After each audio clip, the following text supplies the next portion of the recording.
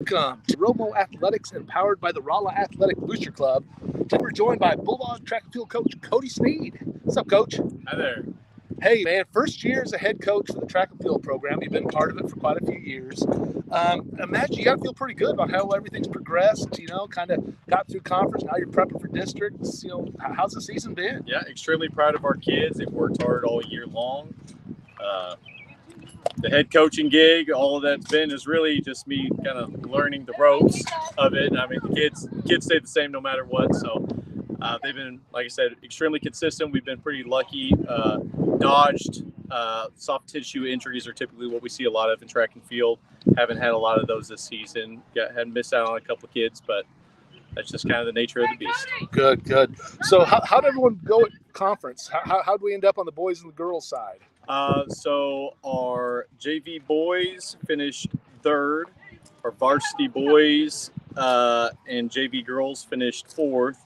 And then our varsity girls finished sixth place. So we were at the upper tier of the pack. And everyone performed kind of about how we expected, if not better. So Good. So now you got district starting this Saturday. Is that right? Yep. Come up this Saturday, and it's going to be up at Cedar Hill, I believe, right? Northwest High School, That's Cedar correct. Hill. Oh my gosh! And again, big district. We're in the Class 5 this year, so we're in the largest district. And interesting enough, we got like 4 other Ozark Conference teams in there, I noticed. So you got Springfield Central, Glendale, Waynesville, and Lebanon are also in the district.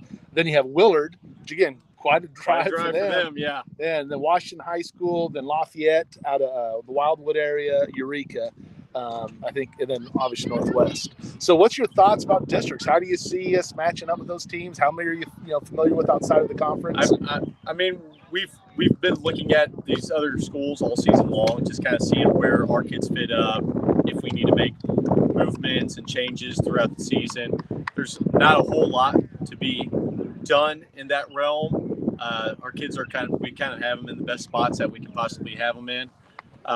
It's Class 5 is just a different beast. I mean, we've got a guy that's running an 11-1 in the 100-meter dash, and he's probably it's going to be pushing it to make it out, just because you're seeing schools from the St. Louis teams.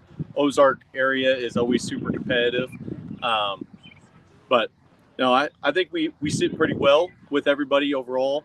They have a little virtual meet that you can look up to see kind of where your kids rank and how you are expected to finish. So I think we'll be competitive going into it. Right. So do you have like a target for how many kids you're hoping to advance, or how many you expect? I mean, it's kind of tough because you don't want to come across as, well, I don't expect this or that. But again, you see that virtual stats, you see where you're at. When you're done with, at the end of the day, what are you thinking about for, like, hey, this will be good if we can get out of here with this based off our numbers? Yeah, we're gonna be all right. I don't know the exact number of kids, but looking at different events, our boys are, just because our boys are twice the size of our girls, because they don't have to compete with soccer, and we have them that are going to be competitive in all the relays for the most part. Cameron Martinson in the mile and 2 mile, he's going to be pretty competitive. We've got Damari Williams in the shot put and discus, where he's going to compete. It all depends on if you can hit that day, if you can hit your mark that day, which, our program is designed to be able to peak around this time frame, but there's a lot of variables that come into play. How much sleep you got the night before. Are you thinking about graduation or your graduation party? What did you eat? Making sure that you're in the right mindset can go a long ways. So for the girls' side, like I said, they're a little bit younger. We're missing a few little pieces, but we're pretty confident in Jessica Mace making it. And shot put for sure. Her other events, I think if she hits, if she hits, everything's going to work out just fine. But like we said, it's Class 5. It's going to be super competitive. It's just who has the best day on that day. Well, that's one of the best things about the track and field is everything's about their PR, and then all that roll it up into things. So everyone, like you said, everyone's trying to peak on it. They're all measuring, they're all monitoring, they're all seeing their progress. And then it kind of comes down to it is, but we also know with some of the weather sometimes can play a little bit into how everything's carrying and stuff like that as well. As a coach, it's nice seeing like where these kids rank up virtually and all that stuff, but it can be a detriment at the same time, because now the kids are looking, they're like, oh, well, this kid, I've got 4 guys ahead of me. Okay, they hit that distance or that mark one time. Yeah. So and it all matters on that day. So there's some benefits and some drawbacks for sure. So then you're turning into a sports psychologist as well as head coach at that time. That's why we get paid the big bucks. That's awesome. Well, hey, best of luck this weekend at districts. And before we go, just camp real quick. You got your track camp is June 11th and 12th, right? And that's K through 12. You bring everybody in.